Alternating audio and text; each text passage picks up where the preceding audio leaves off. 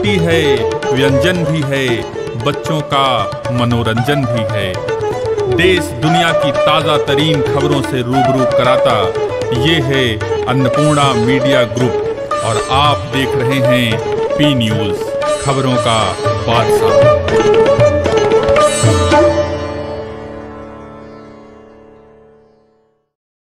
नमस्कार, मैं हूं धीरज कुमार दुबे और आप देख रहे हैं पी न्यूज़ चैनल खबरों का बादशाह। जैसा कि लगातार हम अपने चैनल के माध्यम से तमाम विधायकों और सांसदों के साक्षात्कार कार्यक्रम किए हैं। कोरोना काल में और राजनीतिक घटनाओं पर तमाम चर्चाएं हमने उनके साथ करी हैं कि वर्तमान के जो हालात चल रहे हैं, वर्तमान की परिस्थितियों पर, कोरोना पर उन लोगों के विचार हमने लिए हैं। आज हम जनपद गाजीपुर के सदर विधायक डॉक्टर संगीता बलवंत के साथ हैं और इनसे भी वर्तमान राजनीतिक हालात पर, कोरोना काल पर तमाम चर्चाएं करेंगे। डॉक्टर संगीता बलवंत छात्र राजनीति से ही राजनीतिक क्षेत्र में मैदान में उतरी हैं और आज एक विधायक के पद पर आसीन हैं। बहुत सारे कार्य भी इन्होंने अपने विधानसभा क्षेत्र में उत्कृष्ट कार्य किए हैं, जिसकी चर्चा भी हम करेंगे अभी। साथ ही साथ पीएचडी होल्डर हैं, एलएलबी की डिग्री है, वकालत का भी ज्ञान है, जानकारी है और वकालत करने के बाद राजनीति का पुराना रिश्ता है इनका। तमाम इस पर हम सवाल जवाब करेंगे। विधायक जी, पी न्यूज़ चैनल पर आपका बहुत बहुत स्वागत है। सबसे पहले ये कोरोना काल चल रहा है, हमारे गले में, आपके गले में मास्क भी लटक रहा है, तो कोरोना काल में सरकार के किस तरह के प्रयास रहे हैं कि हम कोरोना को कंट्रोल कर सकें? देखिए, आज कोरोना जैसी महामारी से केवल हमारा देश ही नहीं, पूरा विश्व जूझ रहा है और यह कहते हुए मुझे गर्व का अनुभव हो रहा है कि इस कोरोना जैसी महामारी में हमारा भारत देश अन्य देशों की तुलना में बहुत ही मजबूती से जंग लड़ रहा है और जो संक्रमितों की संख्या है वो दूसरों देशों की अपेक्षा हमारे देश में कम है और हमारा उत्तर प्रदेश भी अन्य प्रदेशों की अपेक्षा इस महामारी से बेहतर तरीके से लड़ रहा है। अभी विधायक जी, सपा के एमएलसी सुनील साजन जी ने सरकार की व्यवस्थाओं पर सवाल उठाया, बहुत बड़ा प्रश्न चिन्ह खड़ा किया उन्होंने सदन में कि जो कोरोना को लेकर के अस्पतालों में व्यवस्थाएं हैं, दुर्व्यवस्थाओं का उन्होंने नाम दिया इसको, और उन्होंने आरोप भी सरकार पर जड़ा कि जो कैबिनेट मंत्री स्वर्गीय चेतन चौहान जी का निधन हुआ है वो सरकार की दुर्व्यवस्थाओं से हुआ है। क्या आप ऐसा मानती हैं कि कहीं ना कहीं सिस्टम में खामियां हैं जिसकी वजह से भी कोरोना के लिए ठीक से व्यवस्थाओं के बावजूद व्यवस्थाएं सही नहीं चल पा रही हैं? देखिए, सरकार का पूरा प्रयास है कि कोरोना की इस महामारी में जो भी संक्रमित है, चाहे वह आम नागरिक हो या किसी भी तरह उच्च पद पे आसीन व्यक्ति हो, सबको एक समान जो है उसका ट्रीटमेंट हो, उसका इलाज हो। और हमें लगता है कि इस मुहिम में सरकार जो है काफ़ी सफल हुई है। बहुत बेहतर तरीके से लोगों का इलाज चल रहा है, लोगों को जागरूक किया जा रहा है। और आपने जो एक आरोप बताया, सपा के एमएलसी ने ऐसा कहा, तो आरोप तो हमेशा विपक्ष लगाता ही है। आप चाहे कितना हो अच्छा कार्य करें, विपक्ष का काम ही है आरोप लगाना। सरकार बेहतर कार्य कर रही है। विधायक जी, कोरोना काल में आप द्वारा अपने विधानसभा में किस किस तरह के कार्य किए गए? जी हाँ, जैसे कि पूरा विश्व इस महामारी से जूझ रहा है, पूरा देश जूझ रहा है, उत्तर प्रदेश जूझ रहा है, उसी तरह हमारा गाजीपुर जनपद और हमारा क्षेत्र जो अपना सदर विधानसभा है वह भी इससे अछूता नहीं है। और हमारे क्षेत्र की जनता के लिए हमारा जिम्मेदारी बनता है, हमारा दायित्व बनता है और इसको निर्वहन करते हुए हमने अपने क्षेत्र में लोगों को अधिक से अधिक मास्क का वितरण करवाया, सैनिटाइज़र का वितरण करवाया, साबुन का वितरण करवाया और लोगों को इन सारी सामग्रियों के वितरण के साथ साथ ये अहम बात उन्हें बताया कि आप इनका प्रयोग भी करिए, क्योंकि केवल इसका वितरण ही हमारा लक्ष्य नहीं था। हमारा लक्ष्य ये भी था कि ये अगर हम जनता तक पहुंचा रहे हैं तो जनता उसका प्रयोग भी करे ताकि कोविड-19 से हमारे क्षेत्र की जनता बच सके। विधायक जी, वर्तमान में ब्राह्मणों की हत्या एक बहुत बड़ा मुद्दा बन गया है। ये आरोप लगाया जाता है पब्लिक द्वारा ही, कई तमाम फेसबुक पर, ट्विटर पर पोस्ट भी पढ़ने को मिल रहे हैं कि ब्राह्मणों की हत्या इस सरकार में लगातार हो रही है और सरकार की इस समय गले की हड्डी भी बनी हुई, किरकिरी हो रही है। तो आप इस पर क्या कहना चाहेंगे कि जो ब्राह्मणों की हत्या हो रही है, जो ब्राह्मण संगठन तमाम नाराज हैं, उनको आप अपने स्तर से क्या बताना चाहेंगे?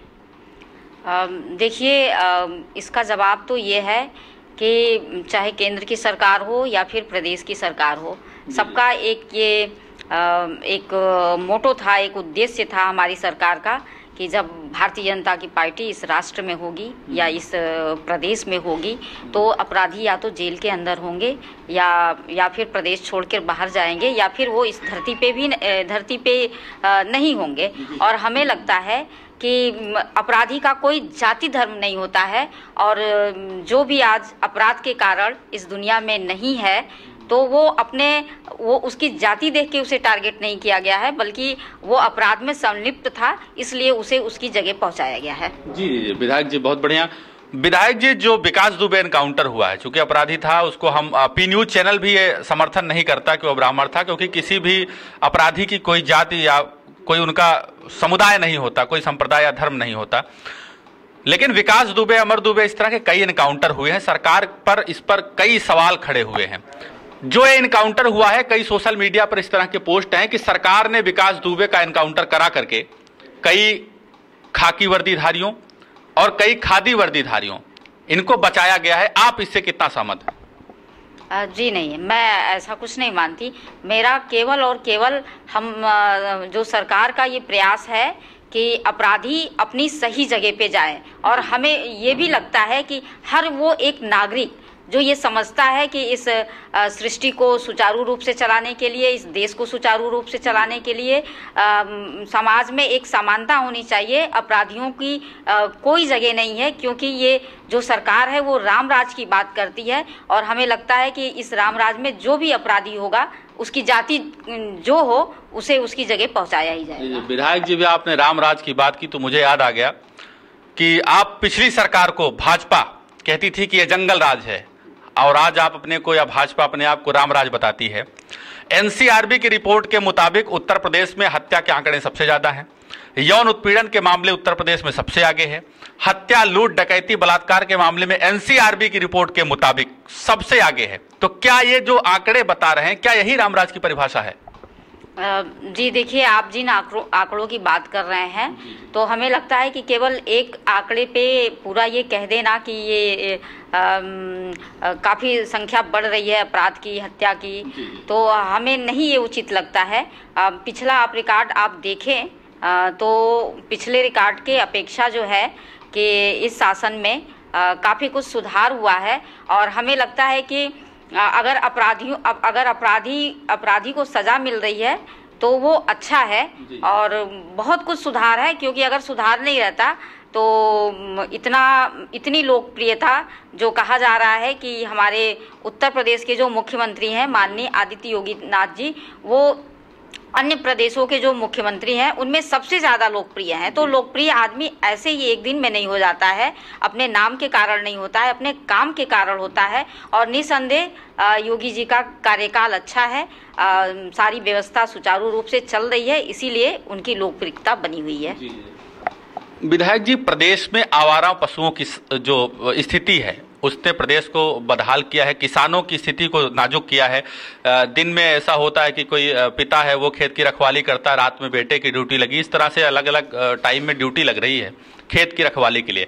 तो ये प्रदेश सरकार के गले की हड्डी है, किरकिरी है, आवारा पशुओं की जो व्यवस्थाएं हैं, इस समय समस्याएं हैं। प्रदेश सरकार आवारा पशुओं को लेकर के कितना गंभीर है, किस तरह से कार्य कर रही है? देखिए, हमारा भारत देश एक कृषि प्रधान देश है, और इस कृषि प्रधान देश को हमेशा से किसानों को जो है हम लोग अन्नदाता कहते आ रहे हैं, उनकी पूजा करते आ रहे हैं। और आज जो आवारा पशुओं की आपने समस्या बता रहे हैं, तो आवारा पशुओं की जो समस्या है उससे निपटने के लिए सरकार पूरी तरह से कटिबद्ध है, और केवल कटिबद्ध ही नहीं है, उस पर अमल हो रहा है, काम हो रहा है।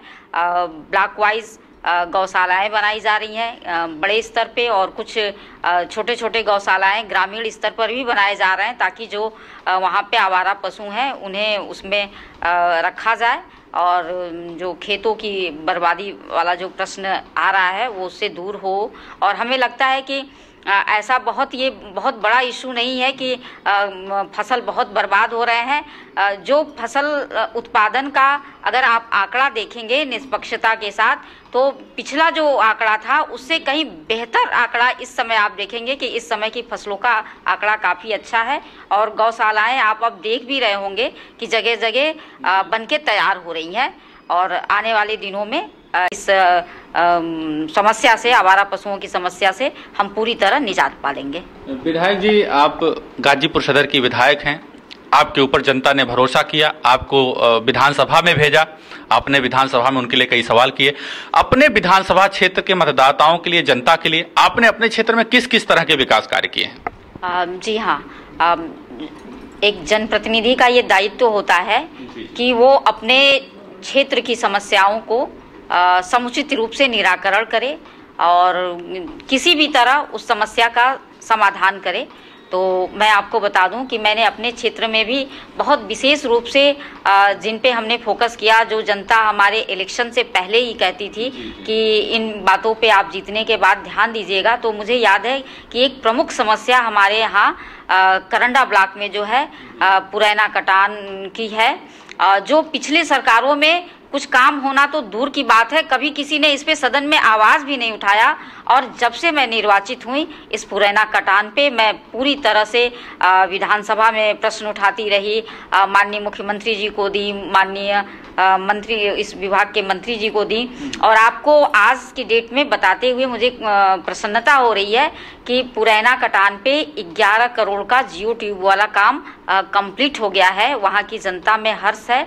और पुरैना कटान के साथ साथ एक पूजन बाबा धाम है, वहाँ पे भी कटान की समस्या थी, वहाँ भी लगभग 11 करोड़ का ये कटान रोकने का कार्य इस समय चल रहा है और जल्द ही वो पूरा हो जाएगा। तो ये बहुत बड़ी समस्या थी एक कटान की। और कटान के साथ ही हमारा जो क्षेत्र है वो कृषि वाला क्षेत्र है और उसको देखते हुए अब तक मैं वहाँ पे 22 ट्यूबवेल का निर्माण करवा चुकी हूँ। और उस 22 ट्यूबवेल के वजह से वहाँ के जो कृषक हैं, जो किसान हैं, उनकी जो फसल है वो लहलहा रही है, वो काफ़ी आह्लादित हैं 22 ट्यूबवेल बहुत ही कम समय में पाके। और इसके अलावा कुछ सामुदायिक भवन, जैसे कि सामुदायिक भवन में आप वहाँ अपने जो क्षेत्र के ग्रामीण लोग हैं, गरीब लोग हैं, वहाँ पे अपने बहन बेटियों की शादी कर सके या कोई कार्यक्रम कर सके, तो इस हेतु हमने कई जगहों पे, जैसे मौनी बाबा धाम पे, नागा बाबा धाम पे, एक साईं बाबा मंदिर है हम लोग के यहाँ, वहाँ पे एक पूजन बाबा धाम है, इन प्रमुख जगहों पे हमने एक सामुदायिक भवन का निर्माण करवाया है, जहाँ पे ग्रामीण जनता शादी विवाह अपने बहन बेटियों की करवा सकती है। उसके अलावा हमने कुछ जैसे कि जो हमारा धर्मपुर से चोचकपुर होते हुए वाराणसी के लिए रोडवेज बस भी चलवाया। बहुत पहले चला करती थी लेकिन फिर बंद हो गया था, और जब मैं जीती तो मुझे इस बात का ध्यान था, लोगों ने कहा भी था कि वो रोडवेज बस विधायक जी पुनः चलवाइएगा। और मैं परिवहन मंत्री जी को इसके लिए धन्यवाद दूंगी कि मैंने एक बार कहा और वो रोडवेज बस पुनः से चालू हो गई है और जनता उसका लाभ ले रही है। और मैं विशेष रूप से आपके चैनल के माध्यम से यह भी बताना चाहूँगी कि जो हमारे यहाँ मुख्य बाज़ार है, जैसे महाराजगंज, चोचकपुर या बड़सरा बाज़ार, सिरगित्था बाज़ार, इन जगहों पे हमने लोगों को रात्रि में आने जाने के लिए प्रकाश की व्यवस्था करवाते हुए सोलर लाइट भी लगवाया। और सोलर लाइट लगने से वहाँ के जो उस एरिया से गुजरने वाले लोग हैं उनको उजाला मिलता है, प्रकाश मिलता है, वो लाभान्वित हैं। और इन कामों के अतिरिक्त जो है हमारे विधानसभा में बहुत से ऐसे रोड और नाली थे जो आज़ादी के पहले तक, मतलब कि आज़ादी के अब तक 70, 72, 74 साल हो गए, लेकिन वो बने नहीं थे, किसी ने ध्यान नहीं दिया था। बरसात में लोगों का घरों से चलना दुभर हो जाता था। ऐसे जगहों को, ऐसे सड़कों को मैंने चिन्हित करवाया और उन्हें अपने विधायक निधि से, पूर्वांचल निधि से, और यहाँ तक कि उसको विधानसभा में भी कुछ प्रश्नों को हमने लगाया, कुछ सड़कों को, क्योंकि सारी सड़कों को आप विधायक निधि या पूर्वांचल निधि से नहीं बनवा सकते।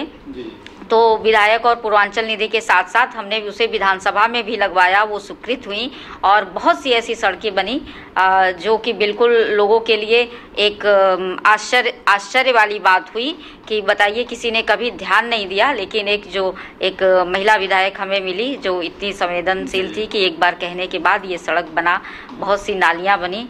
और उसके अलावा मैं आपको एक प्रमुख कार्य ये भी बताती हूँ कि एक हम लोगों के एक योजना है मुख्यमंत्री राहत कोष की, और उस मुख्यमंत्री राहत कोष के द्वारा मैं अपने क्षेत्र का ही नहीं, जो दूसरे क्षेत्र के लोग भी आते हैं और वो 12 बजे रात को भी आ जाए तो हम दरवाज़ा खोलते हैं।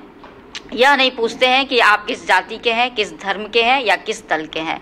अगर उसने कह दिया कि हमारे घर का फला व्यक्ति कोई भी बीमार है और आपके सहयोग से उसकी जान बच सकती है, तो मैं तुरंत उसी समय, चाहे वो कितना हो, रात्रि का पहर हो, मैं उसी समय उसको लेटर पैड लिखती हूँ, समुचित रूप से उसे पूरा बताती हूँ कि आपका कैसे लेटर जाएगा, पूरी व्यवस्था के साथ मैं उसको मुख्यमंत्री राहत कोष का पैसा दिलाने का काम करती हूँ। और बहुत से लोगों को हमने मुख्यमंत्री राहत कोष का पैसा दिलाया है जिसका वो लोग लाभ लिए हैं। बहुत से लोग तो हमको फेसबुक के माध्यम से भी लिखते हैं कि हमने आज आपके पोस्ट से प्रथम बार जाना है कि इस तरह से भी मुख्यमंत्री राहत कोष से भी पैसा मिलता है। पिछले बहुत से ऐसे विधायक हुए, बहुत सी सरकारें आई गई, लेकिन हम लोगों के संज्ञान में ही नहीं था, कि किसी को पता ही नहीं था कि इस तरह से भी पैसा मिलता है। और आप केवल दिलवा ही नहीं रही हैं, बता भी रही हैं, लोगों को जागरूक भी कर रही हैं। क्योंकि मैं किसी भी मीटिंग्स में जाती हूँ तो मैं ये कहती भी हूँ कि कोई इस तरह से बीमार हो तो आप सहर्ष उसका एस्टिमेट बना के हमारे पास लाइए, उसे हम लोग उसका 50% माननीय मुख्यमंत्री राहत कोष से दिलवाएंगे। तो इस तरह से बहुत सारे ऐसे काम हुए हैं कि हर कामों को आपके चैनल के माध्यम से गिनाया नहीं जा सकता, लेकिन हमारी पूरी प्रमुखता रही है कि क्षेत्र की जो भी समस्याएं हैं वो जितना मुझे अधिकार मिला है उस अधिकार से मैंने प्रत्येक समस्या को हल करने का प्रयास किया है। और ये तो हम हल कर सकते हैं, लेकिन जो बिल्कुल शासन स्तर से होने वाले हैं उन प्रश्नों को भी मैं विधानसभा में उठाने से पीछे नहीं हटती हूँ। पिछले जितनी बार हमको विधानसभा चला और मैं हर बार प्रयास करती हूँ कि मुझे विधानसभा में बोलने का अवसर मिले, क्योंकि जनता ने मुझे इसीलिए चुना है कि मैं सदन में जाऊँ और जो क्षेत्र की समस्याएं हैं, जो जनता की समस्याएं हैं, उसे सदन के माध्यम से पटल पे रखूं और उसका निस्तारण हो। तो उसी क्रम में मैंने गाजीपुर जनपद में बहुत से महाविद्यालय हैं और इतनी ज़्यादा संख्या है महाविद्यालयों की कि उस बेस पर गाजीपुर जनपद को एक विश्वविद्यालय की मांग हमेशा से उठती आ रही है। और चूंकि मैं छात्र राजनीति से रही हूँ, तो जब कभी मैं छात्र संघ से जुड़ी, छात्र संघ का चुनाव लड़ी और आप लोगों के आशीर्वाद से वहाँ के अपने भाइयों बहनों और जनता के आशीर्वाद से विजयी हुई, तभी से मन में था कि कभी भी हमको जब अवसर मिलेगा तो मैं विश्वविद्यालय की मांग ज़रूर उठाऊंगी। और अवसर मिला, जनता ने आशीर्वाद दिया और मैं विश्वविद्यालय की मांग को बहुत प्रमुखता से उठाई हूँ। और मुझे लगता है कि भविष्य में इस तरह की जो मांगे हैं उस पर सरकार अमल भी करेगी। और तमाम मांगे, जैसे कि हमारे क्षेत्र में ही नहीं पूरे उत्तर प्रदेश में कुछ मुसहर समाज के लोग रहते हैं, तो एक बार कुछ लोगों ने कहा था कि मुसहर समाज के पास उनकी ज़मीन वगैरह स्थायी रूप से नहीं होती है, जहां वो बसते हैं उसको लोग आते हैं, प्रशासन के लोग, और हटाने लगते हैं, दखल अंदाजी करते हैं।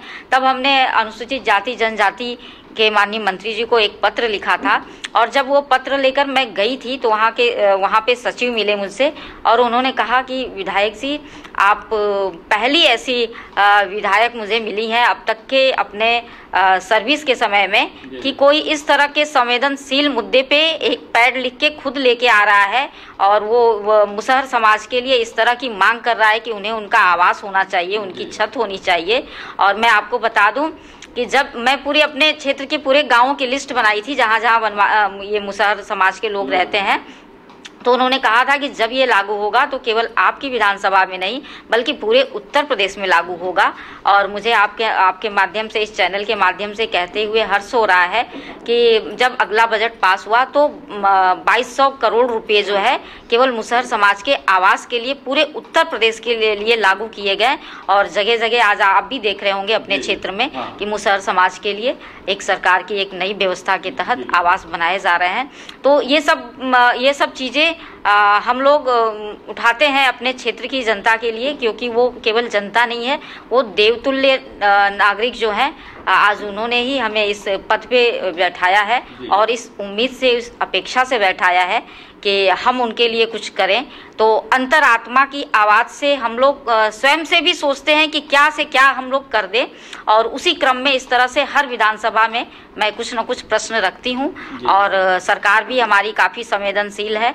माननीय मुख्यमंत्री हम लोगों के श्री आदित्यनाथ योगी जी, वो भी हम लोगों की प्रश्नों को बहुत संवेदनशीलता से लेते हैं और उसका निराकरण करते हैं। विधायक जी, निसंदेह अपने विधानसभा में आपने बेहतरीन कार्य किए हैं, क्योंकि हमारी टीम ग्राउंड पर है, हम लोग हर जगह सर्वे भी करते हैं, तो आपकी जो जनता है वहाँ पर निश्चित ही सराहना करती कि आप विधायक जी ने बहुत उम्दा कार्य किए हैं यहाँ पर।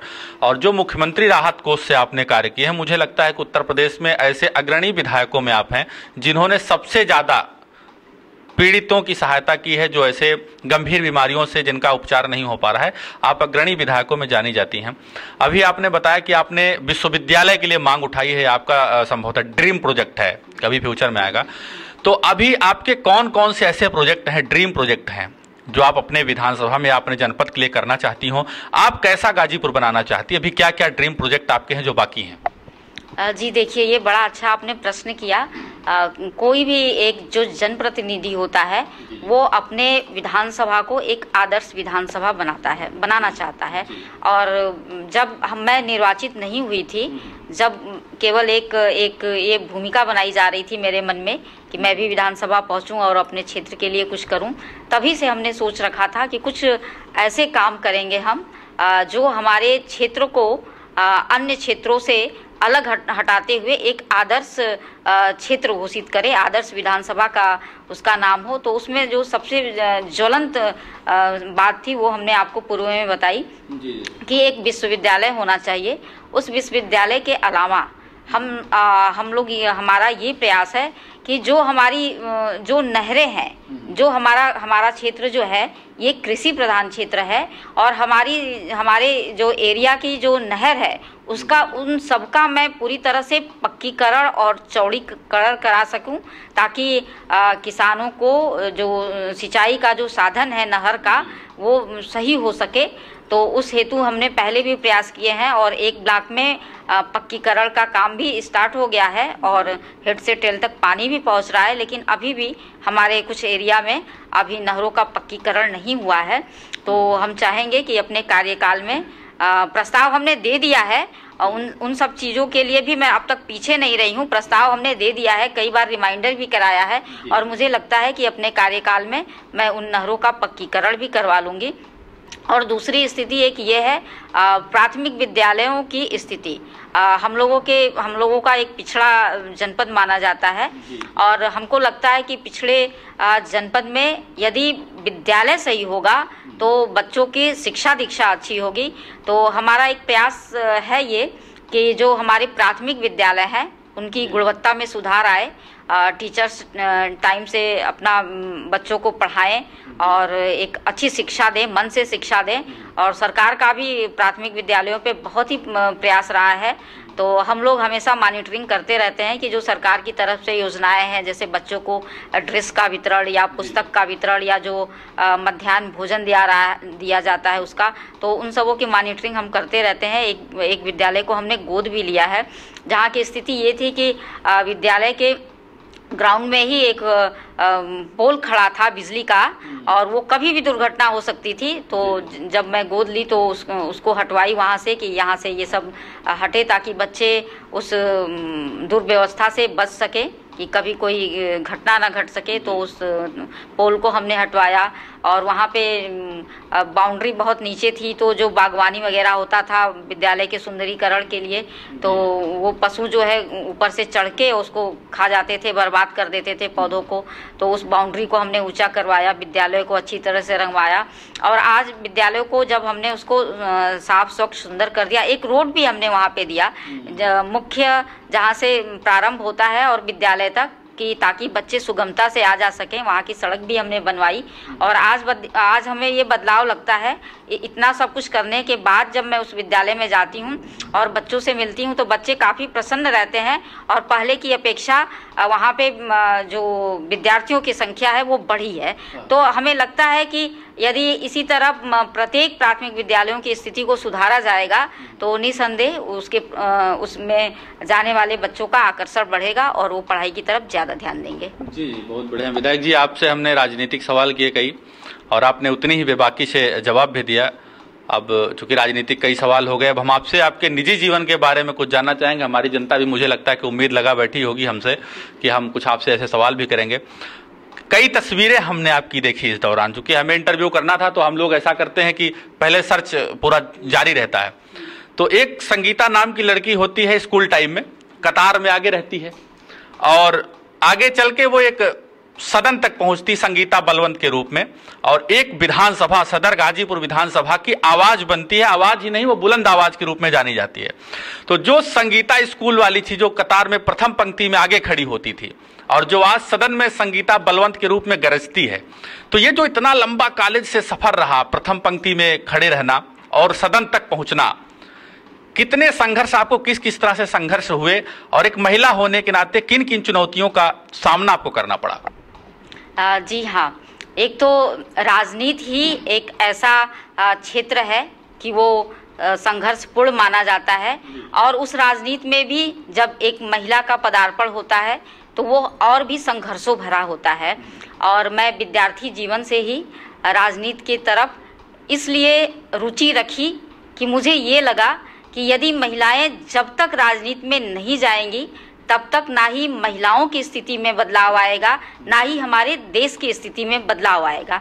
ऐसा सोचकर विद्यार्थी जीवन से ही राजनीति में कुछ अच्छा, कुछ बेहतर करने का मेरा मन था। और मैं आपको बता दूं, जब मैं 11वीं कक्षा में थी अपने स्कूल में, तो मैं अपने स्कूल की उपाध्यक्ष वाइस प्रेसिडेंट चुनी गई थी, और वहीं से हमारे अंदर एक नेतृत्व क्षमता का बीज प्रस्फुटित हुआ। और मैं ये सोचने लगी कि जो स्नातक की जो हमारी पढ़ाई होगी वो हमारा पीजी कॉलेज गाजीपुर है, एक है जहाँ पे को एजुकेशन है, और एक महिला महाविद्यालय होता था जहाँ पे अधिकतर लोग जो महिला छात्राएं होती थी तो अधिकतर जो है महिला कॉलेज में एडमिशन ले लिया करती थी। हमारी अन्य भी एक बहन उसी महिला कॉलेज में ही एडमिशन ली और अपना पढ़ाई कंप्लीट की। तो एक धारा बनी हुई थी कि जो भी हमारे गली मोहल्ले आसपास की पड़ोस की छात्राएं रहती थी उसी विद्यालय में जाती थी। लेकिन मेरा एक जो मन था छात्र राजनीति में जाने का, तो वो मैं महिला विद्यालय में जाती तो नहीं पूरा होता। जो को एजुकेशन था पीजी कॉलेज गाजीपुर, तो वहाँ छात्र संघ का चुनाव होता था, वहाँ जाने की इच्छा हुई। और घर में जब मैंने ये बात कही तो मुझे बताते हुए हर्ष हो रहा है कि हमारे माता पिताजी ने, हमारी भाई बहनों ने बहुत सपोर्ट किया, और मुझे उस दौर में पीजी कॉलेज गाजीपुर में एडमिशन ही नहीं दिलाया। जो रुचि थी हमारी छात्र संघ चुनाव का, तो जब चुनाव की बात आई तो उन लोगों ने पूरी तरह से, घर के लोगों ने समर्थन किया। घर में कोई मुझे विवाद या संघर्ष इस मामले में नहीं झेलना पड़ा। हाँ, लेकिन ये मैं कहूँगी कि घर से जब बाहर मैं राजनीति का सोची, पीजी कॉलेज गाजीपुर छात्र संघ का चुनाव का, तो बहुत से संघर्ष मुझे झेलने पड़े। बहुत से लोगों के जो व्यंग बाढ़ होते हैं वो झेलने पड़े। जैसे कि हमारी एक विद्यार्थी जीवन की स्कूल टाइम की एक टीचर थी, तो उन्होंने कहा कि बताओ हमारी पढ़ाई स्टूडेंट और ये राजनीति में चली गई, ऐसे उन्होंने कहा। तो मुझे लगा मन में एक, मुझे पता तो था ही कि राजनीति में बेहतर लोगों की मांग देश के विकास के लिए जायज़ है और होना चाहिए, कोई क्षेत्र बुरा नहीं होता। तो एक बार मन में लगा कि देखो टीचर होके ये ऐसे कह रही हैं। और फिर इसके बाद जब मैं कॉलेज में पहुंची, नामांकन वगैरह का दौर चल रहा था छात्र संघ चुनाव का, तो एक कॉलेज के एक अध्यापक ने मुझसे कहा, प्रोफेसर ने, कि अरे इस कॉलेज को तुम यूनिवर्सिटी बना ली हो, ऐसे बोला। फिर कुछ लोग हमारी मम्मी और पापा से भी अगल बगल के लोग बोले इस तरह से कि ये सब लाइन ठीक नहीं है, आप अपनी बच्ची को इसमें मत भेजिए। फिर जो एक अपना जो समाज होता है, जैसा कि आप लोग जानते हैं कि मैं एक पिछड़े वर्ग से हूँ, बिंद समाज से हूँ, तो उस समाज में भी जो कुछ एक लड़के ने, एक पुरुष ने कहा ये कि अरे क्या हमारे समाज के सब लड़के खत्म हो गए हैं, मर गए हैं, जो अब लड़कियाँ चुनाव लड़ेंगी। लेकिन इन चीज़ों को मैं नेग्लेक्ट करती रही। नेग्लेक्ट करने, ऐसी नकारात्मक बातें करने वाले तो मिले, लेकिन वही यह भी मैं बताना चाहूँगी कि नकारात्मक बातें करने वालों की जहाँ गिनी चुनी संख्या थी, वहीं मेरे साहस को देखते हुए, मेरे आत्मबल को देखते हुए बहुत से ऐसी ज़्यादा संख्या थी उन लोगों की जो मुझे प्रोत्साहित किए। और आज उन्हीं के प्रोत्साहन के कारण मैं उस पीजी कॉलेज गाजीपुर में, जहां लड़के भी चुनाव लड़ने से एक बार सोचते थे, और उस दौर में जब कभी कोई छात्राएं चुनाव नहीं लड़ी, मैं प्रथम छात्रा प्रत्याशी के रूप में चुनाव लड़ी। और केवल चुनाव ही नहीं लड़ी, जो वहाँ के हमारे छात्र भाई बहन थे, उन्होंने मुझे बिल्कुल मुक्त हृदय से मेरा स्वागत किया, मुझे प्रोत्साहन दिया। और लोगों को लगा कि अगर छात्राएं भी इस राजनीति में आना चाहती हैं तो उन्हें प्रोत्साहित करना चाहिए।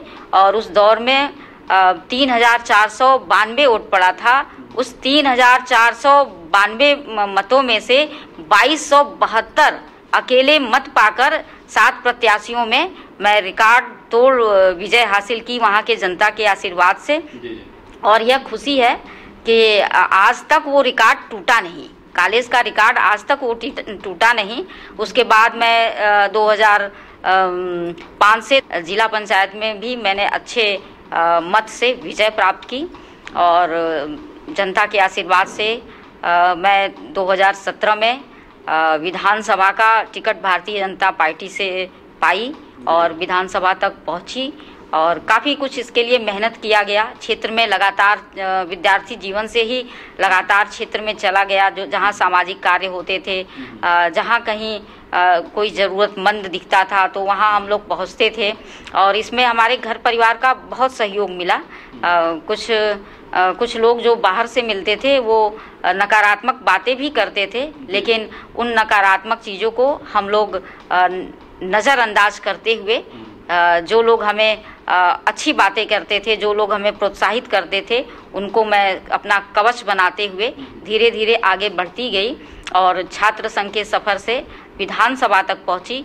और आज जब विधानसभा में मैं आई, लगभग 3 साल का कार्यकाल पूरा हुआ, और उस 3 साल के अंदर में ही मुझे MIT द्वारा, भारतीय छात्र संसद द्वारा, जो एक बहुत ही महत्वपूर्ण संस्था है, उसके द्वारा मुझे अभी पिछले 6-7 महीने पूर्व आदर्श युवा विधायक का सम्मान मिला।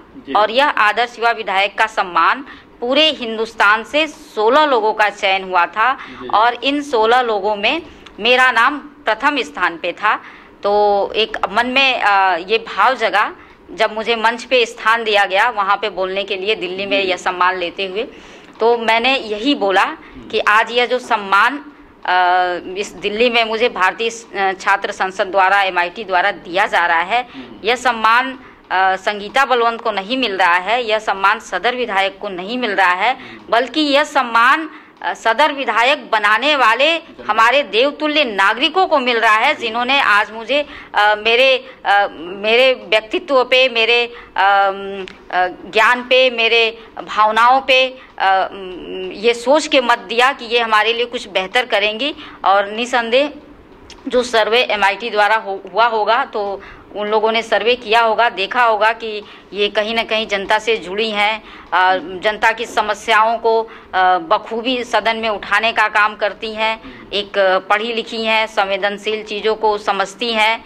तो जो भी उनका मानक रहा हो, मुझे आदर्श युवा विधायक का सम्मान मिला, और उस सम्मान को मैं सदर की जनता को पूरी तरफ से समर्पित किया।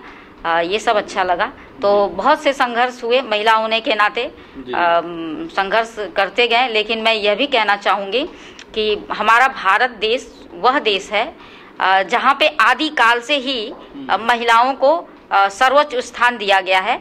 जब आदिकाल के बाद कुछ समय आया मुगल काल का, तो उसमें कुछ महिलाओं का महत्व कम हुआ, लेकिन फिर धीरे धीरे जब आज का जो युग है, आज का जो समय है, इस समय को हम यह कह सकते हैं कि आज महिलाएं बहुत ही सुदृढ़ तरीके से केवल राजनीति ही नहीं, हर क्षेत्र में अपने परचम लहरा रही हैं। अभी आप देख सकते हैं जो आज की हमारी केंद्र सरकार है, इसमें वित्त मंत्रालय एक महिला के हाथों में है, माननीय श्रीमती निर्मला सीतारमण जी का। इससे पहले वाली जो गवर्नमेंट थी, हमारी ही मोदी सरकार थी, उसमें आपने देखा कि आज हमारे बीच वो कद्दावर नेता नहीं है, श्रीमती सुषमा स्वराज जी, और कितनी बखूबी उन्होंने विदेश मंत्रालय जैसे महत्वपूर्ण पद को उन्होंने संभाला था। तो ये सब राजनीति के एक शुभ लक्षण हैं, जिसमें महिलाएं जो हैं बखूबी अपना काम कर रही हैं।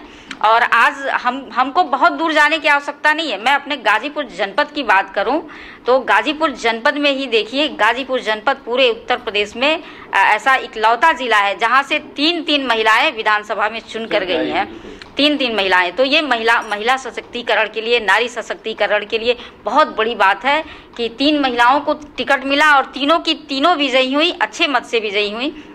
तो ये सब कुछ लगता है कि अब स्थितियां बदल रही हैं, और आने वाले समय में जब हमारा ये देश जो है, जो हमारे प्रधानमंत्री जी ये बात कहते हैं लाल किले के प्राचीर से कि आने वाले दिनों में जब हम आज़ादी का 75वां सालगिरह मनाएंगे, तो उस समय हम ये विकासशील भारत से उठकर विकसित भारत की बात करने की तरफ हो सकेंगे।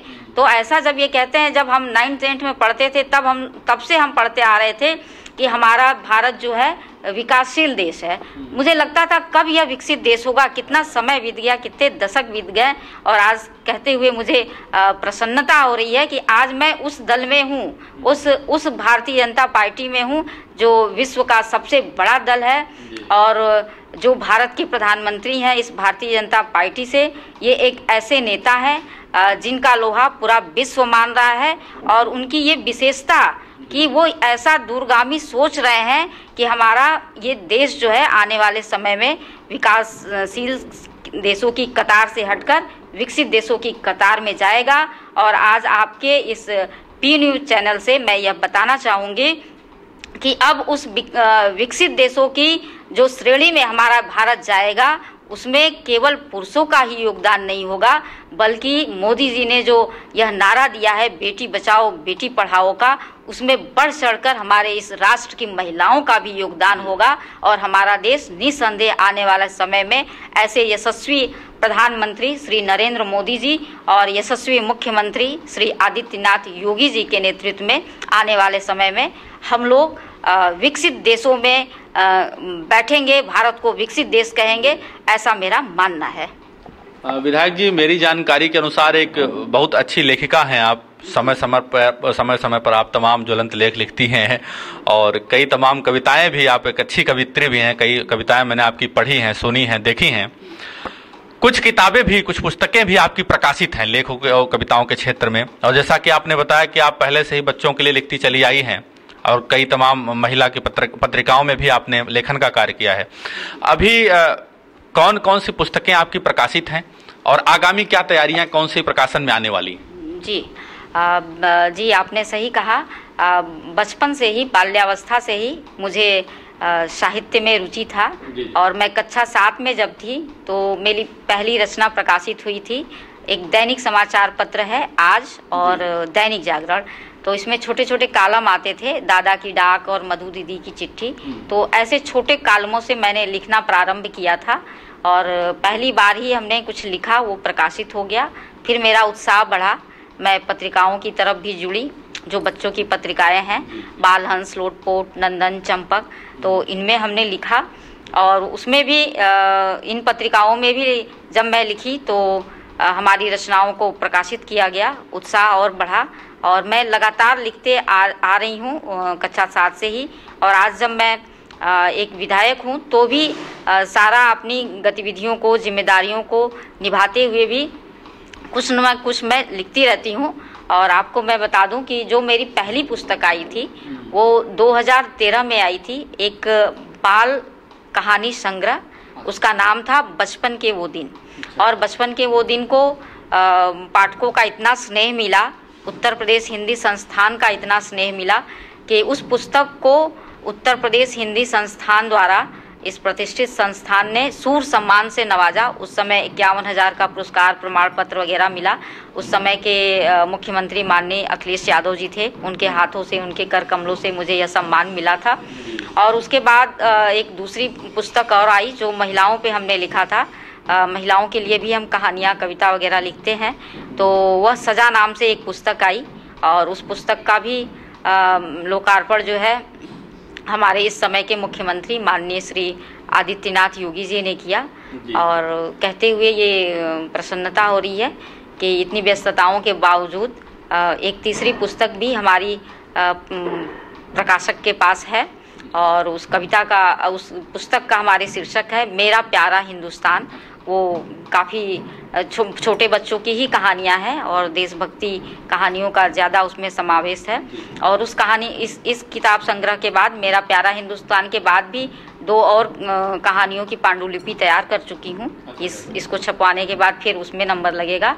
और हमको लगता है कि एक जो साहित्यकार होता है वो जब राजनीति में रहता है, तो जैसा कि हमने अपने दल में ही देखा, जो आज हमारे बीच में नहीं है, हम लोग के पूर्व प्रधानमंत्री श्री अटल बिहारी वाजपेयी जी, तो जो एक साहित्यकार होता है वो काफ़ी संवेदनशील होता है और अपनी इस संवेदनशीलता के कारण अपने कार्यों को, अपनी जिम्मेदारियों को और बेहतर तरीके से करता है।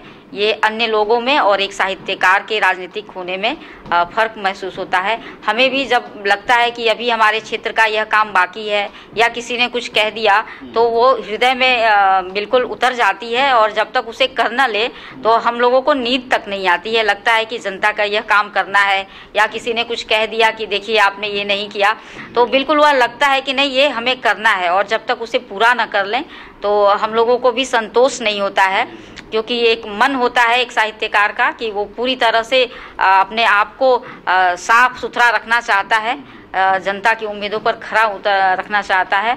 और मैं आपको एक बात बता दूं कि चुनाव का समय था और एक हमारी बड़ी रैली लगी हुई थी। माननीय राजनाथ सिंह जी आए हुए थे, जो इस समय रक्षा मंत्री हैं। और जब वो आए तो उनसे पूर्व प्रत्याशी का भाषण होता है, तो जब उन्होंने मेरे वक्तव्य को सुना और जब उनका समय आया बोलने का, तो मुझे कहते हुए अंदर से प्रसन्नता हो रही है कि उन्होंने कहा कि आपके प्रत्याशी को देखकर, क्षेत्र की जनता को संबोधित करते हुए उन्होंने कहा कि आपके प्रत्याशी को देखकर मैं यह कह सकता हूं कि यह आपकी समस्याओं को सदन में बखूबी रखने में कामयाब होंगी। इतना उन्होंने कहा था और उसके उतना कहने के बाद फिर मैं जीती। और जीतने के बाद एक बार पुनः कार्यक्रम लगा हम लोगों के सैदपुर क्षेत्र में। तो जब वहाँ पे आए तो एक सौभाग्य मिला पुनः कि उनके सामने मुझे विधायक होने के बाद फिर बोलने का मौका मिला। और जब कार्यक्रम खत्म हुआ तो उनसे वार्ता हुई और उन्होंने बिना कुछ कहे सीधे हमसे यही कहा कि संगीता विधानसभा में आप बोलती हैं कि नहीं। तो हमने कहा कि बिल्कुल, हर बार मैं प्रयास करती हूँ कि बोलूँ। तो उन्होंने कहा कि बहुत अच्छी बात है। तो उन्हें याद था ये चीज़ें और हमें लगता है कि इतने बड़े व्यक्तित्व का यह कहना हम लोगों को अच्छा लगता है और प्रेरित करता है कि हम उन बातों पे खरे उतरे जो उन्होंने जनता के सामने कहा था। तो जैसा कि आप चर्चा कर रहे हैं मेरे साहित्य की, जी मेरी एक पुस्तक अभी आने वाली है और उसका नाम है मेरा प्यारा हिंदुस्तान। विधायक जी, आप लगातार छात्र राजनीति से ही सक्रिय राजनीति में रही, अभी तक विधायक हैं। लगातार व्यस्तता है, कहीं देखता हूं फोटो में कि संगीता बलवंत बाढ़ का निरीक्षण करने जनता के बीच पानी में उतर जाती हैं। कभी संगीता बलवंत आगजनी की घटनाओं का दौरा करने चली जाती हैं, कभी पीड़ितों के घर जाकर के संवेदन, उनको आत्मसंतुष्टि के लिए उनके यहाँ बैठती हैं, उनसे बात करती हैं। बहुत व्यस्तता रहती है राजनीतिक जीवन में। कब समय पाती हैं आप जो आप लेखन कार्य कर पाती? क्योंकि एक लेखक के लिए, एक कवि के लिए एक एकांत चाहिए होता है, एक पूरा टाइम चाहिए होता है। तो वो समय कब आप निकालती हैं जब आप लेखन कार्य करती हैं? जी हाँ, जैसा कि आपने कहा कि व्यस्तता होती है, तो ये जग जाहिर है कि जनप्रतिनिधि को बहुत व्यस्तता होती है। लेकिन एक जनप्रतिनिधि जो एक साहित्यकार होता है, वो जब तक कुछ लिख न ले, जो उसके मन में आता है, जब तक वो कुछ लिख न ले तब तक उसको संतोष नहीं होता है। तो मेरे साथ भी ऐसा है। और अब तो आज की व्यस्तता में और भी हमको सामग्रियाँ मिलती हैं, इतने लोगों से हम लोग ज़्यादा मिलते हैं कि और भी बहुत सारी चीज़ें हमें मिलती हैं कि लगता है कि इस ज्वलंत मुद्दे पे लिखना चाहिए, इस पे कलम चलानी चाहिए। और रही बात समय की, तो ज़्यादातर समय मुझे रात्रि में ही मिलता है। मैं 12 से 2 बजे के बीच में लिखती हूँ। जब भी मन में कुछ आता है लिखने का, तो 12 से 2 बजे के बीच में सारे लोग जब सो चुके होते हैं तो काफ़ी शांति रहता है और एकांत समय मिलता है, तो मैं 2-3 घंटे उस समय लेखन का काम करती हूँ। विधायक जी, आप गाजीपुर के लिए सदन में बुलंद आवाज बन करके कार्य करती हैं, सवाल पूछती हैं।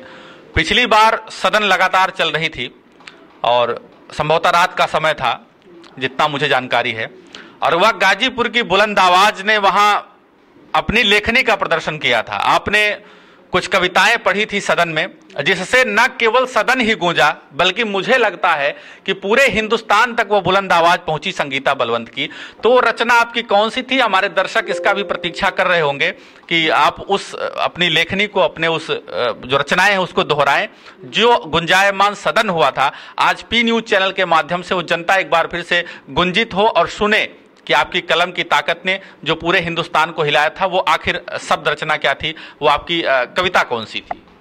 जी हाँ, पिछला जो सदन चला था और हम लोग राष्ट्रपिता महात्मा गांधी की जयंती मना रहे थे, 36 घंटे का लगातार सदन चला था। रात्रि का समय था, 12:20 का, और उस समय मुझे बोलने का मौका मिला। और सदन में उस समय हमारे आदरणीय परम आदरणीय मुख्यमंत्री माननीय आदित्यनाथ योगी जी भी मौजूद थे।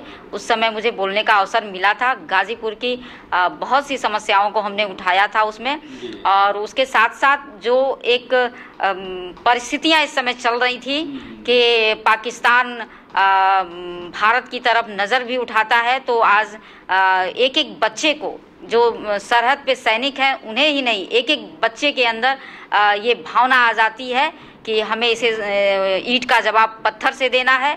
तो एक साहित्यकार के मन में भी ये भावना होती है कि जो अपने पड़ोसी देश हैं और जो विपक्ष की भूमिका निभा रहे हैं, जो नफरत फैला रहे हैं, जो आतंकवाद फैलाने का काम कर रहे हैं, उनको बख्शा न जाए। और उसी पाकिस्तान को ललकारते हुए मैंने अपने सदन में ये कहा था कि तेरे ईमान से मेरा ईमान अच्छा है, तेरे ईमान से मेरा ईमान अच्छा है, तेरे इमरान से मेरे गांव का प्रधान अच्छा है, तेरे ईमान से मेरा ईमान अच्छा है, तेरे इमरान से मेरे गांव का प्रधान अच्छा है।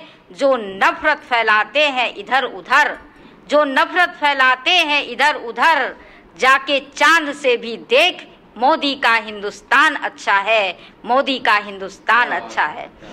तो ये पंक्तियां हमने कही थी विधानसभा में, और बिल्कुल हमने बेबाक तरीके से कहा था कि इस सदन के माध्यम से मैं केवल हिंदुस्तान को ही नहीं बल्कि पूरे पाकिस्तान को ललकारते हुए, वहाँ के प्रधानमंत्री को ललकारते हुए ये कहना चाहूँगी कि आज हिंदुस्तान अपनी ईमानदारी के कारण अच्छे देशों में इसकी गिनती हो रही है, और पाकिस्तान तुम सुधरोगे नहीं तो तुम्हें पूरी तरह से विश्व स्तर पर नकार दिया जाएगा। कभी कभी इस तरह से जब आप बिल्कुल अपनी ज्वालामुखी जो कलम की है वो जब दिखाती हैं, इतनी आक्रामक रूप से जब पंक्तियां पढ़ती हैं, आपके भावावेश ऐसे होते हैं, तो लगता है कभी कभी संगीता बलवंत को रक्षा मंत्री बनाया जाना चाहिए, विदेश मंत्री बनाया जाना चाहिए, ऐसे महत्वपूर्ण विभाग दिए जाने चाहिए कि जो ज्वालामुखी उनके कलम में है वो जमीन पर कार्य के रूप में दिखना शुरू हो जाए। कुछ ऐसी भी कविताएं जो आपको अभी लगता होगा कि आपकी सबसे लोकप्रिय कविता है, वो जो हमारे दर्शकों को, अपने श्रोताओं को और आपके विधानसभा के लोगों को, जो भी हमारे पी न्यूज को देख रहे होंगे, उनको अगर कुछ आप सुनाना चाहें जो आपकी लोकप्रिय रचना में से हो, तो आपसे आग्रह है। जी, लोकप्रिय रचना तो है लेकिन काफ़ी लंबी है, उसको मैं कभी और आपके चैनल के माध्यम से बताऊंगी। लेकिन 2 मुक्तक जो बिल्कुल ज्वलंत है, अभी 15 अगस्त बीता है, एक राष्ट्रीय पर्व जब हर भारतवासी, हर हिंदुस्तानी के मन के अंदर रोम रोम में एक देश प्रेम की भावना जागती है और उसे लगता है कि जैसे हमारे जो पहले के जो क्रांतिकारी थे जो शहीद हो गए, चाहे वो सरदार भगत सिंह हो, चंद्रशेखर आज़ाद हो, ऐसे राजगुरु सुखदेव जैसे नाम, तो उनसे एक प्रेरणा मिलती है हम लोगों को। और जब भी तिरंगे की बात आती है तो लगता है कि इस तिरंगे के लिए जो खून बहाए गए हैं, आज उस खून को, उस रक्त की धारा को हम यूं ही जाया नहीं करेंगे। इस तिरंगे के लिए, इस आज़ादी के लिए खून बहे। और आज जब देश आज़ाद हो गया है तो तमाम तरह की जो समस्याएं हैं, वो गरीबी है, आतंकवाद है, भ्रष्टाचार है, इन समस्याओं पे हम निजात पाएं तो हमें लगेगा कि हम उन शहीदों को सच्ची श्रद्धांजलि दे रहे हैं। और अभी लेटेस्ट हमने 2 मुक्तक मैं आपको सुनाऊंगी आपके इस पी न्यूज़ चैनल से, और दर्शकों को अपना यह मुक्तक सुनाते हुए मुझे अच्छा लगेगा क्योंकि ये पूरी तरह से देशभक्ति से परिपूर्ण है। मैं कहना चाहूँगी, जब कोई भारत को आंख दिखाता है, यह चीन और पाकिस्तान जैसे देशों के लिए है, जब कोई भारत को आंख दिखाता है, खून ये क्यों खौलता है। आप महसूस किए होंगे, आप या हम, ये सबकी आवाज़ है कि जब भी कोई भारत के विषय में कहता है तो भारतवासी अंदर से एकदम इतने आक्रोशित हो जाते हैं कि लगता है कि वही जो है सरहद पे खड़े हैं। तो उसके संदर्भ में है, जब कोई भारत को आंख दिखाता है, खून ये क्यों खौलता है। जब कोई भारत को आंख दिखाता है, खून ये क्यों खौलता है। यकीनन मिट्टी का प्रेम धमनियों में बोलता है, यकीनन मिट्टी का प्रेम धमनियों में बोलता है। तो यह बिल्कुल ऐसे है कि जो हर बच्चा महसूस करता है, वो हमने लिखा है अभी कुछ ही दिन पहले। और एक और सुनाऊंगी अपने तिरंगे पे कि किसकी याद दिलाता है हमें ये तिरंगा। लहू के हर कतरे में हिंदुस्तान है, लहू के हर कतरे में हिंदुस्तान है, ये मिट्टी हम सबकी पहचान है। लहू के हर कतरे में हिंदुस्तान है, ये मिट्टी हम सबकी पहचान है। शहीदों की कुर्बानी ना भुला देना, शहीदों की कुर्बानी ना भुला देना। तिरंगे के ऊपर शहादत के निशान है, तिरंगे के ऊपर शहादत के निशान है, शहादत के निशान है। जी विधायक जी, चलते चलते काफ़ी आपसे राजनीतिक चर्चा भी हो गई, आपके निजी जीवन के बारे में हमने कई सवाल पूछे। चलते चलते हमारे जो पी न्यूज़ चैनल के दर्शक हैं, आपके सदर गाजीपुर विधानसभा के जो मतदाता हैं, आपकी सम्मानित जो जनता है, और जो भी देश के सम्मानित नागरिक चैनल के माध्यम से और तमाम सोशल प्लेटफॉर्म पर इस कार्यक्रम को देख रहे हैं, उनके लिए आप क्या संदेश देना चाहेंगे। देखिए, आज इस पी न्यूज़ चैनल के माध्यम से केवल क्षेत्र की जनता ही नहीं, जहाँ तक लोग देख रहे हैं पूरी दुनिया में, पूरे भारत में, उन सबको मैं यह कहना चाहूँगी कि यह दौर बहुत मुश्किलों का है। और यदि हम इस देश को बचाना चाहते हैं, अपने परिवार को बचाना चाहते हैं, अपने आप को बचाना चाहते हैं, तो हम लोगों को इस कोविड-19 महामारी में पूरी तरह से सतर्कता बरतनी है, अपने आप का स्वयं से ख्याल करना है। क्योंकि जब हम अपना स्वयं ख्याल नहीं करेंगे तो हम अपने आप को सुरक्षित नहीं कर पाएंगे। सैनिटाइज़र का प्रयोग करना है, साबुन से हाथ धोना है, मास्क लगाना है, जो एक सामाजिक दूरी है उसको बरकरार रखना है, और जो भी गर्म पानी पीना, गिलोय पीना, इस तरह की जो भी डॉक्टर एक सजेशन दे रहे हैं, गाइडलाइन है, उसका हमें पालन करना है। और इसका पालन करके हमें इस धरती के लिए जीवित रहना है, ताकि जब हम जीवित रहेंगे तभी अपने इस देश के लिए कुछ कर पाएंगे, अपने परिवार के लिए कुछ कर पाएंगे। तो इस राष्ट्र के लिए हम अपना योगदान दे सके, इसके लिए हमें जीवित रहना है। और आप सबको बहुत बहुत धन्यवाद, बहुत बहुत बधाई, और आपके जितने स्टाफ के लोग हैं उनको भी बहुत बधाई, धन्यवाद। बहुत बहुत धन्यवाद विधायक जी। अभी आप सुन रहे थे जनपद गाजीपुर की सदर विधानसभा से विधायक डॉक्टर संगीता बलवंत को, जिन्होंने छात्र राजनीति से लेकर आज सदन में भी, विधानसभा में भी गाजीपुर की आवाज को बुलंद किया है, और लेखन की दुनिया में भी एक अच्छी कवित्री के रूप में, एक अच्छे लेखक के रूप में सशक्त हस्ताक्षर मानी जाती हैं। विधानसभा गाजीपुर सदर की तमाम समस्याओं को उन्होंने दूर किया है। निसंदेह गाजीपुर में एक अविश्वसनीय कार्य हुए, ऐतिहासिक कार्य हुए हैं। उम्मीद भी है कि अगर इस तरह की जनप्रतिनिधि, इस तरह की नेता, इस तरह के विचारधारा वाले व्यक्तित्व अगर विधानसभा में या देश में या लोकसभा क्षेत्र में किसी भी जगह वो जहां भी रहेंगे, सशक्त हस्ताक्षर के रूप में, एक राजनीतिक सूर्य के रूप में अपने आभा से पूरे देश को, पूरे दुनिया को आलोकित करते रहेंगे। देश दुनिया की तमाम ताजा तरीन घटनाओं के लिए बने रहे हमारे साथ और देखते रहे पी न्यूज चैनल खबरों का बादशाह। यहाँ भजन भी है, प्रवचन भी है, आस्था का संगम भी है, ब्यूटी है, व्यंजन भी है, बच्चों का मनोरंजन भी है। देश दुनिया की ताजा तरीन खबरों से रूबरू कराता ये है अन्नपूर्णा मीडिया ग्रुप और आप देख रहे हैं पी न्यूज खबरों का बादशाह।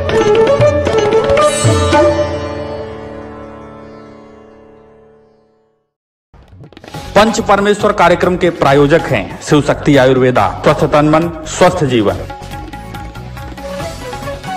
पतंजलि केश कांति, बालों से है प्यार तो पतंजलि केश कांति से क्यों करें इनकार।